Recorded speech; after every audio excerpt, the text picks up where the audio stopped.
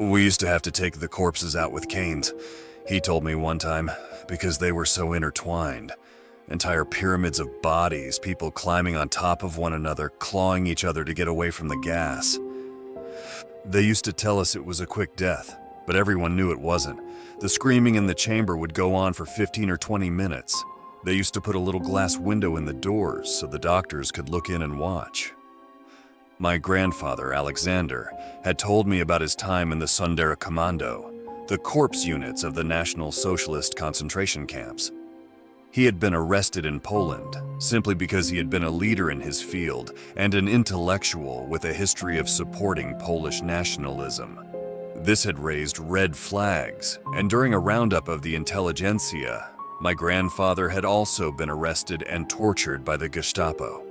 They had made him sign something he never got to read, and then he had been moved to the prison and eventually to his new job. The day it happened, he said, my friend Bartek and I were on duty. Our job was to lead the people towards the chambers without alerting them or causing a riot. The Sonderkommando all used lines like, "Don't forget where you put your clothes, because you'll need to come back to them," or "Tie your shoes together for convenience to make it easier to find them when you come back." We always emphasized how they would come back after their shower, but I never looked them in the eyes when I said it. He stared out the window for a long moment at this, his mug of coffee steaming in front of him. I knew not to interrupt him. He often talked to me about his experiences. It seemed like he wanted to draw poison out of his memories, and letting him talk seemed to help him do it.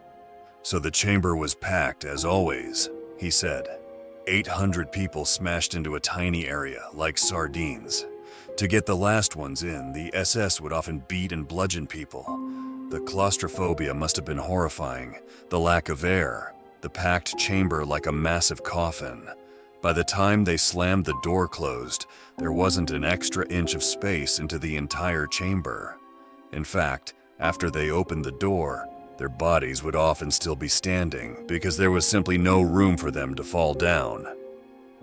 Except for the middle of the chamber, of course. There, people lived longest and they tried to escape from the gas. We would see infants and small children at the bottom of the human pyramid smothered and stampeded. The stronger ones would be at the top, having climbed over the bodies of others to try to get some air at the top of the chamber. The gas did have a tendency to fall, depending on the temperature and humidity. When they opened the doors, Bartek and I walked in along with the other Sonderkommando. We used long canes to pull the bodies apart. At first, a Sonderkommando would treat the bodies with respect, but after tens of thousands of bodies, you just started throwing them like bags of potatoes. It was our job after all.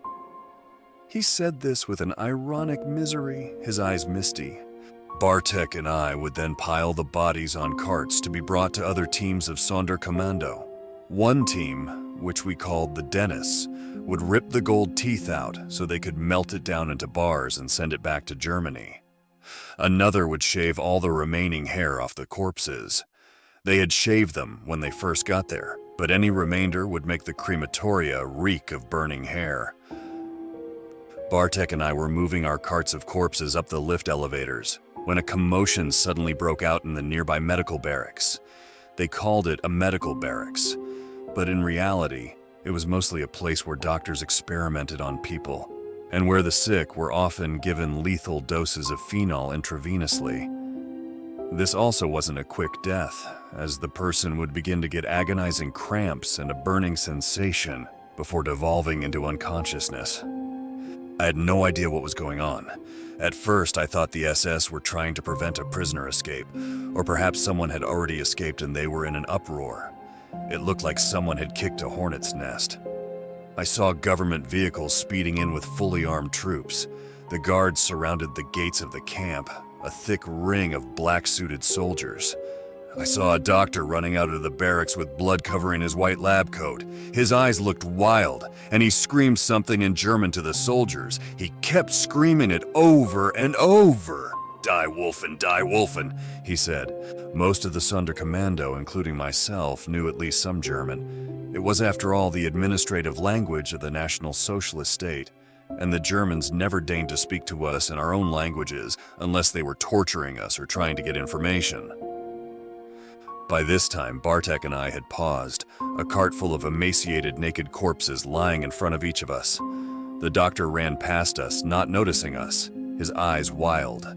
He continued to scream gibberish in German, speaking so fast I could barely understand anything except two words: the girl and the wolf. "What in the hell do you think this is about?" Bartek asked me, his blue eyes wide and uncertain. I just shook my head, feeling numb. I hadn't felt much of anything in months, to be honest.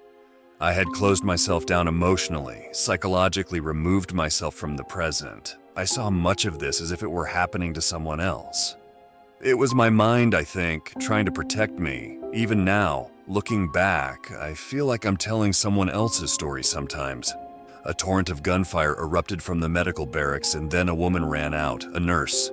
Her face looked like a mask of gore. One eye hung limply from its socket, and her entire left cheek hung down, a flap of skin revealing the teeth beyond, like some sort of grotesque half-smile. In her remaining eye, I saw mortal terror and fear. Seeing it coming from our captors loosened something inside of me. Bartek felt the same way. We left our carts of dead and turned to run. At that moment, something tore its way out of the barracks. As I saw what it was, I began running with all the energy that my starving body could provide.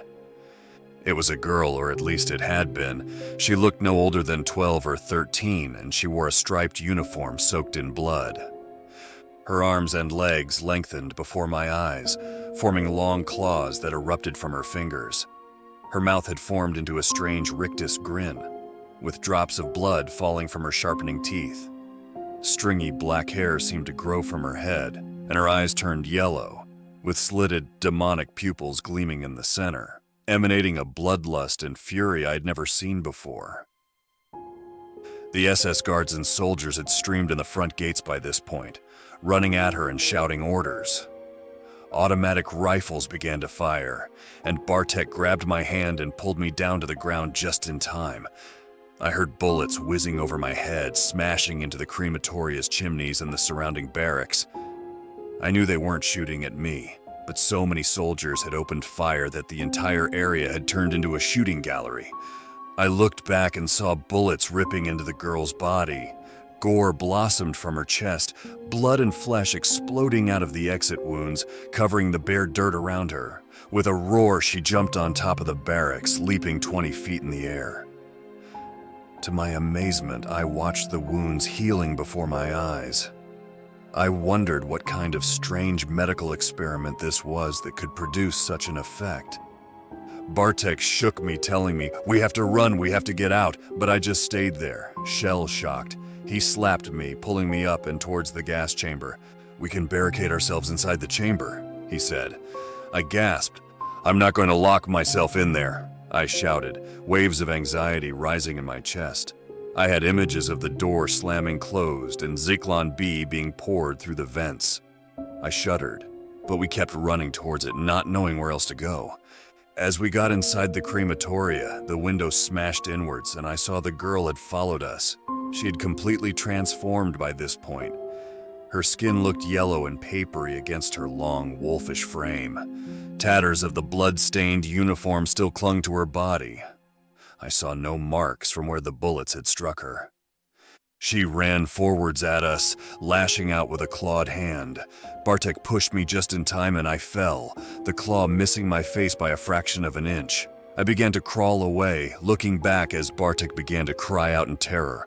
I looked and saw him backing away from her, his hands raised, pleading. "I don't want to die. I don't want to die," he kept saying. In a blur, she leaped forward, ripping at his throat, the bloody rictus grin still plastered across her face. A torrent of blood rushed out from the gaping wound, soaking the front of his body. She opened her mouth wide and drank the spouting arterial stream, sucking at it as she held up his body with her clawed hands. When she was done, she threw it aside and looked down at me. I had begun to rise, to jump up and begin to run when she tackled me from behind.